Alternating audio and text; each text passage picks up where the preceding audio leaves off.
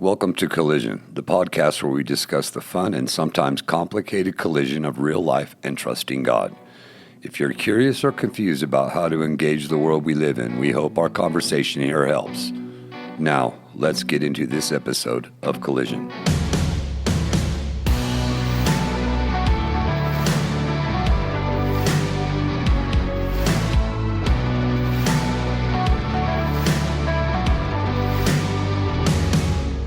Well, welcome to the Collision Podcast. I'm Matt Manning. This is James Johnson, one of the pastors here at Crossroads Church. And James, we've been gone a while because we are not tech savvy. Exactly. Yeah, we're having our podcast today about AI, about technology, and technology kind of laid us out for a little bit there. Yeah. For a month, we've been struggling, and so maybe we actually need AI in our lives. Yeah. How do you get this to work? Yeah. Yes. Right? So anyways, we are back. The boys are back in town, and like James said, we are talking about AI today, and really, when it comes to AI, its impact on us as Christians and the questions that, as AI has kind of really in the last couple of years skyrocketed, the questions to pastors has been, should I do it? Like, is ChatGPT bad?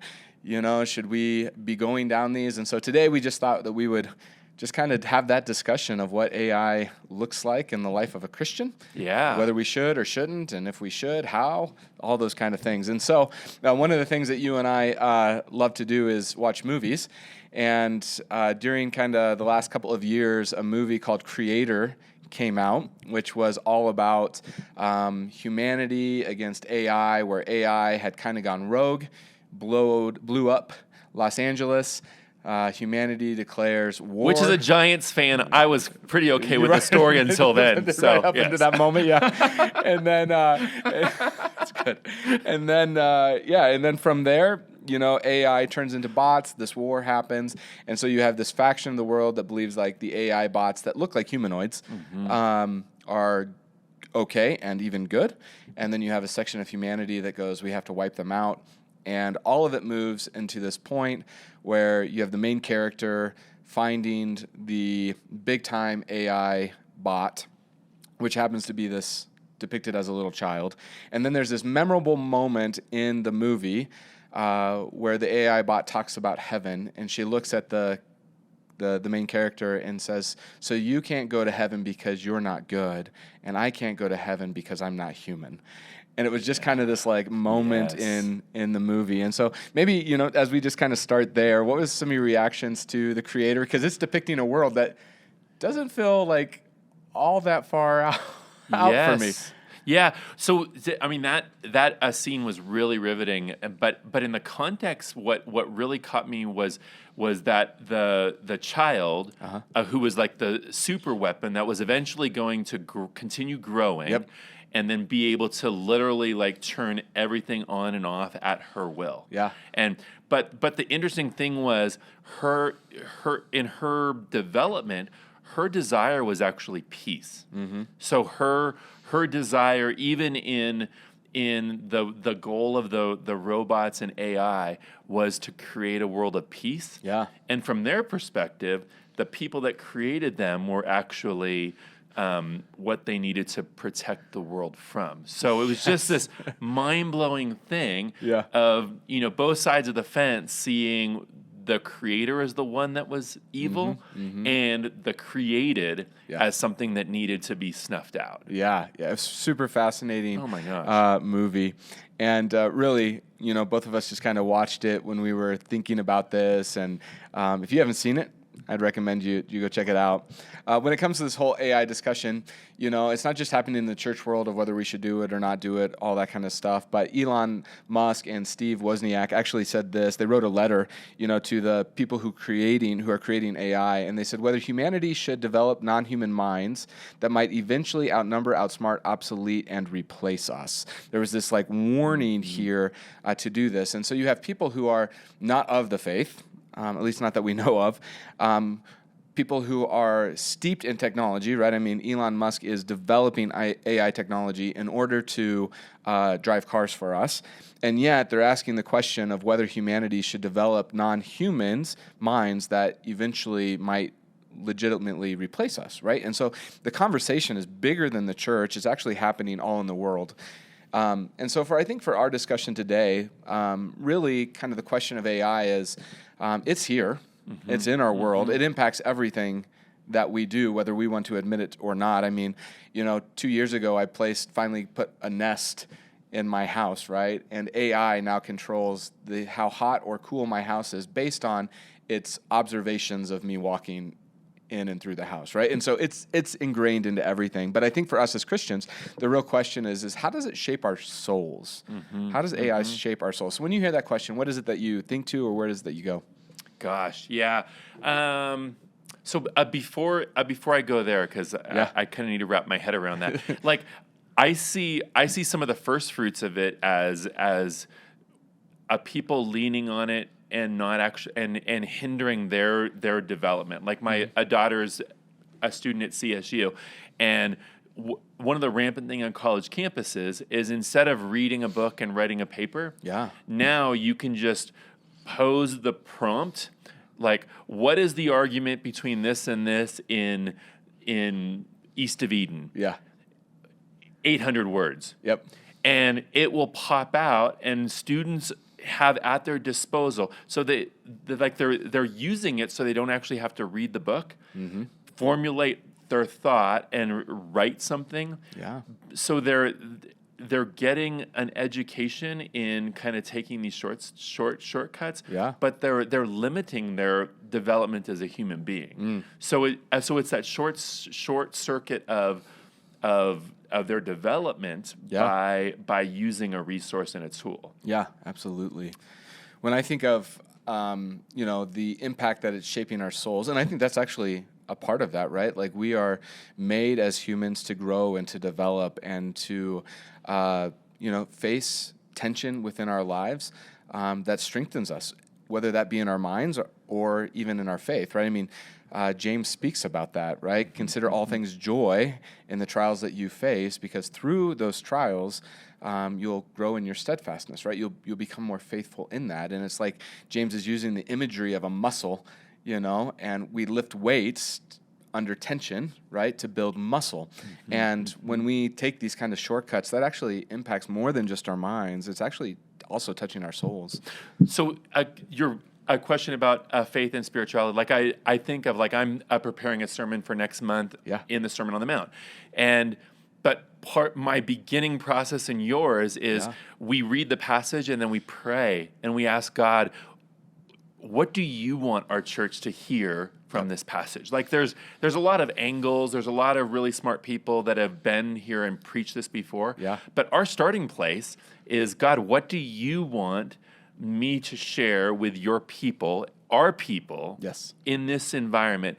And I guess, like, if we short-circuited that, and if we let AI or if we let somebody else's work supersede that, I think God has something very specific to say to me, to you, to our church body. Yeah. And as good as AI is at kind of consolidating knowledge and spitting it out and shaping things, I think our ability to pursue God and allow Him to direct us. Yeah.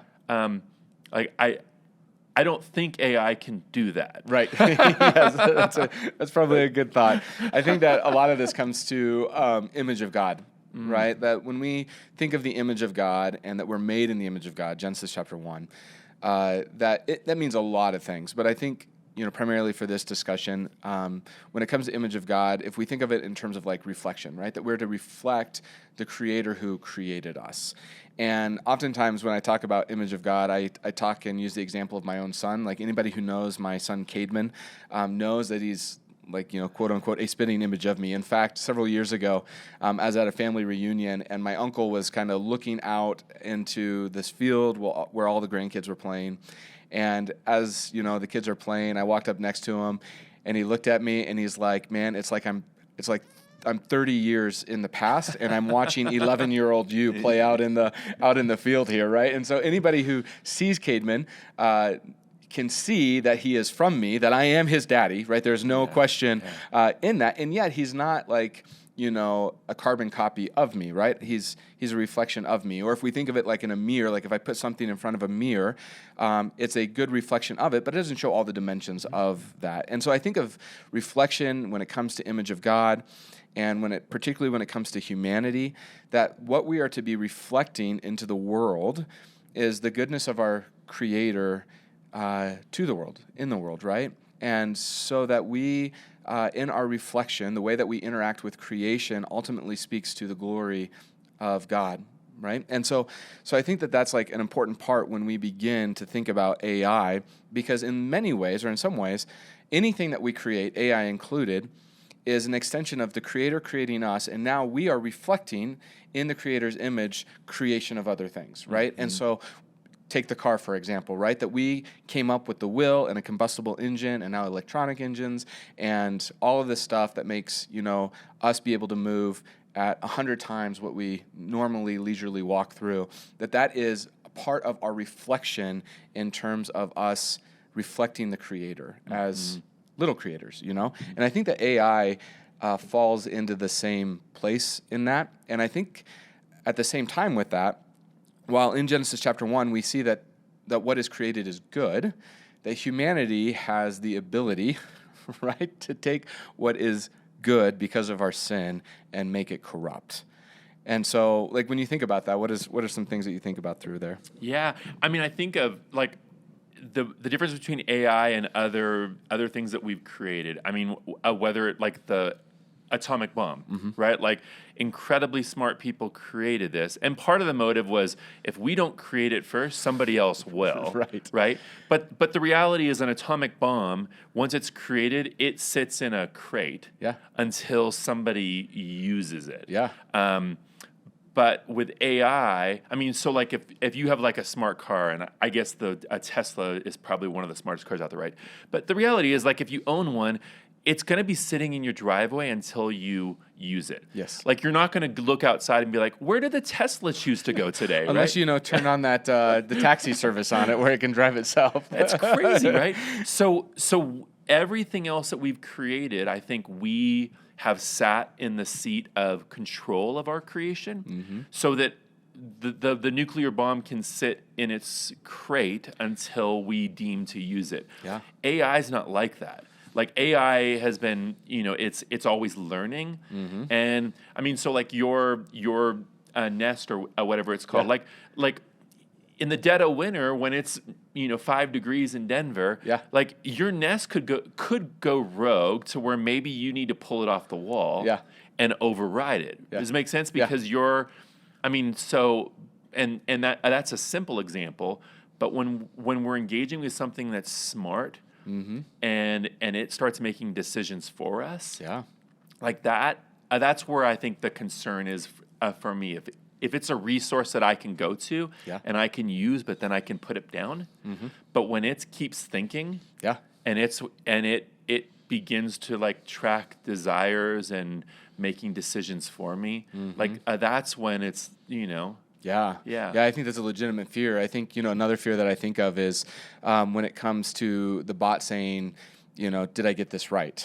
You put in something and it says, did I get it right? And then it sends you like emojis, right? And it gives this kind of this anthropomorphic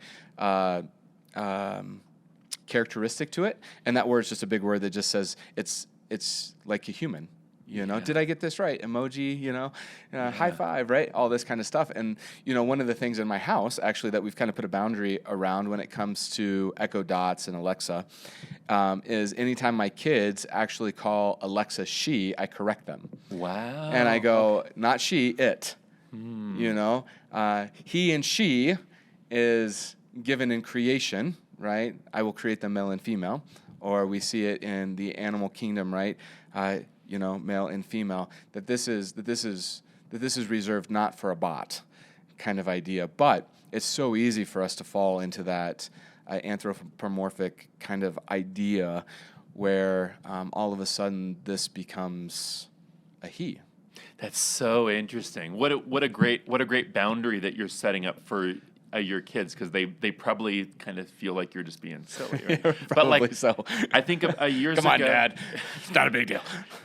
The movie with Joaquin Phoenix, Her, Uh-huh. and I heard about it and I saw it, and the premise was like when Alexis came out, Siri came out, and the idea of like this a lonely single guy started having this conversation with his phone, and then it was like the phone was like listening to him and hearing about his day, and then he started like enjoying time with, and then he started enjoying time with Siri, right? Yeah. And then the climax of it, hate to ruin it for you, but it came to the place of him just saying, "Gosh, it's so great that we have this relationship, and you get me." And the phone said, I really enjoy my relationships like this. And the phone said, I actually have the similar relationship with 200 and something thousand clients because technology was capable of that. Yeah. And he was heartbroken because he felt like he had this intimate bond With her. Yes. Yeah. And it was like, no, we do. But I'm just capable of having that with 200 and something thousand other people at the same time, and we're not. Yeah. And it's just like I love my wife. I don't love women. Yeah. Right? It's like I'm not capable of living in that space. Yes. Yeah. But technology and so your boundary of like, no, it's an it. Yeah. Even though they try to make it Very human. very human, very helpful. Exactly. Yeah. Yeah. And I think that, as you use that example of the movie Her, we think of that as like Hollywood and, like that would never happen. But in 2017, an AI engine actually called Replica was developed, and it was developed in order that people who are lonely could have a digital friend, in essence. And over the course of a couple of years, people figured out that they didn't just have a friend, that they could actually have a romantic partner with this Replica bot. And so Replica was being used all over the world to really design our own romantic partner, which has all kinds of issues, spiritually speaking, right? Like the point that humans are actually able to go and create for ourselves the object, literally the object of our satisfaction and desire, that becomes hugely problematic. And the designer of Replica actually saw how problematic this is, and they're not believers. But they actually said, that we are cutting off the sexting that was happening with the Replica bots because we designed this to be an emotional support partner, a digital friend, not a romantic partner. And so even people who are like far away from the faith saw like, wait, something's wrong with this. Wow. Something's wrong when humanity jumps in. And we see it in a movie and we go, it would never happen. And yet the reality is that it's happened in the last decade with an AI bot. One of the other, I think, issues when it comes to dealing with our souls is, and we're seeing this already, I think, in Generation Z and Generation Alpha, is that tech is so ingrained into their lives that actual human interactions are, anxious, they're awkward, they're overwhelming. To be able to actually have a face-to-face conversation is so abnormal because we do it through technology and through AI's help, if you will, into this, that when we actually have real human connection, which is what we are designed for, all of a sudden this doesn't feel right. Yeah. And that's a scary place, I think, as I think through that. Yeah. And we're not aware of our danger in those things, right? Like I think of in the Bible, we're like in Genesis. I mean, we lived in the garden, we had everything. Yeah. With one thing, like just don't eat from this tree. Yeah. And so we did it. And then just a couple chapters later, like the people develop bricks. Yep. Right? The Tower of Babel story. So they create bricks, and that's a good thing, and God has no problem with that. Yep. But then they're like, hey, let's stack the bricks and let's build a tower to God. Yep. So that everybody who sees us knows of our glory. Yes. And God's like, okay, that's bad. But if you think of even bricks, like what have bricks been used for over the years? Yeah. Well, the first thing they did was bad, but then somebody learned, hey, you can throw a brick through a window to break into someone's house. You can use bricks to separate people and build barriers that cannot be penetrated and keep people from each other. But but the person that created the brick or the atomic bomb, like they whether they knew it or not. Yeah. But like, gosh, just understanding like our inability to live within the margins of what's available to create Yeah. and use. Yeah, and I think that goes back to when we think of creation and what is created, intrinsically it begins good, and then we can corrupt it, just like the brick, right? Like the brick can be used to build a home in which we can live and have shelter. That is good. A brick can be used to throw through a car window and take the car. That is bad, And so I think when we have the conversation of AI, the conversation for Christians is not whether do we avoid AI wholly or, is it all or nothing? I think that we have to look at it and go, is there good for AI? And if so, the question that we have to ask then is how does AI help human flourishing? Because I think that that's what the Bible continually draws us back to. And when it comes to human flourishing, it's that state of being, biblically speaking, it's that state of being that is individuals and community that we can enjoy, that we can experience fulfillment, satisfaction, peace, abundance in our lives. And so we see this in Jeremiah chapter 29, right? That as the Israelites are really living in a captive state in Babylon, that God says, hey, you seek their flourishing, the city's flourishing, their human flourishing, and as you seek their flourishing, so too will you flourish. And so in anything that we create, we have to ask that question, what does it look like? Does it help human flourishing? Then that's the yes or no answer. And I think that when it comes to AI, there's certainly some yes to that. Like a couple of the examples that I just thought of is one is the way that AI is being used in medicine, right? Like the medicine technologies, the way that technology is being used in medicine is like furthering the science in incredible ways. So I think of there. I think of when it comes to, how would I say it? Bible translations. So one of the cool things where AI is being used is that AI is being used into the bushes of Africa, where missionaries come in and they set up AI, and AI is able to listen to the languages that are It's able to learn those languages, and then it's able to interpret the entire Bible in minutes, where it would take humans months or years to do it, right? Like that's an incredible use of AI that is actually being used in the field. What are some thoughts from you of where AI actually helps in human flourishing? Yeah. I shared the idea of you and I would never prepare a sermon. Yeah. Just putting a verse into AI and then going and preaching it, right? Because I need 6 pages. Yeah. Ready to go. Totally right. But I have friends in ministry who they have to have a hard conversation with somebody, or they have to send an email as an invite, and they've actually used AI to put in the details of the event, and then because they want to grow in how do I send an email inviting people to this event in a winsome, fun, engaging way. So they're actually using AI to grow in their ability to write and communicate to people. So they're not just using it to get it done quicker, because it might take you a half hour to craft the right email. Right. But I can just do this and be done in 5 minutes. It's not that. It's because they want to learn. And see wow, AI put this in there. So I think us, like any tool, using it to make us better.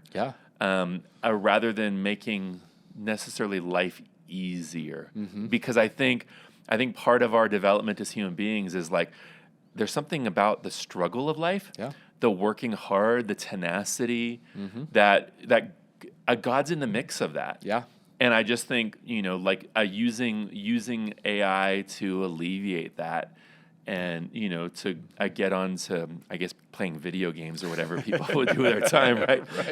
I think of, one of the things when it comes to humanity and the use of AI, particularly in certain spaces, you brought up the writing of emails, and it's if there is a part of me that says, man, if that can get done quicker, so that this person can use that time wisely to interact with another person. For example, staff right here. That if our staff can cut down on their time of writing emails because AI is helping them in order to go out and have coffee with someone who is struggling, then I look at AI and I go, excellent use of AI. Yeah. You know, that you actually use this to be more efficient with your time so that you could spend more time with people, you know, which is what God calls us to do, particularly as ministry leaders. And so those are kind of the things that I start to think through and wrestle through. And I always just go back to that question, you know, with any technology, but specifically with AI, is where is it helping humans flourish? And where I can say yes and see that, then I go, I can invest there. If I can't answer that question, then, man, I should stay away from that. Kind of as we wrap this down, you know, maybe the last questions is like, you know, ChatGPT is like all the rave, you know, and probably the most famous at this point and probably most used. And so, you know, how should Christians use ChatGPT and other AI bots? Here's what we have. One is exercise discernment. Right? This is what we've been talking about. Discern what you're doing. 2, remember the limitations of the AI bot and what it is. 3, ground the discussion in Scripture and in prayer. So, you know, always bring what's happening in the AI world back to Scripture. And then 4, seek human interaction. Christianity emphasizes the importance of community and fellowship. So prioritize engaging with other Christians, seeking guidance from trusted spiritual leaders, and participating in face-to-face discussions. So I thought, man, that is like a really good 4 list. Yeah. And how I got that answer is I typed into GPT, how should Christians use ChatGPT? And that's the answer it gave me. Seriously? Yep. And so, so those 4 things, the AI bot itself is saying exercise discernment, right? Remember the limitations, ground it in prayer, and seek human interaction. And so from, you know, our AI bot to you, maybe that's just where we can end the discussion. That's clean. Is be reminded of those Yes, things. Yeah. exactly. So really appreciate the conversation today, James. Is there any kind of last thoughts that you have on this before we wrap it up?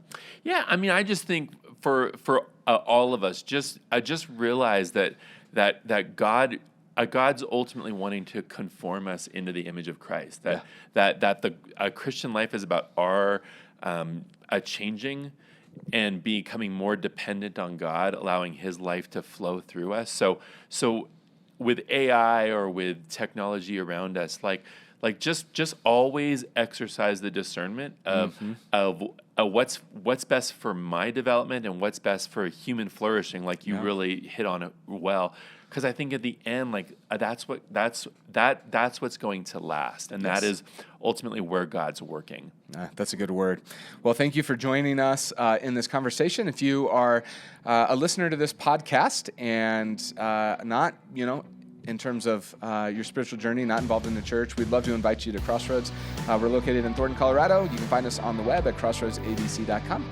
We hope you're having a great week. We'll see you next time.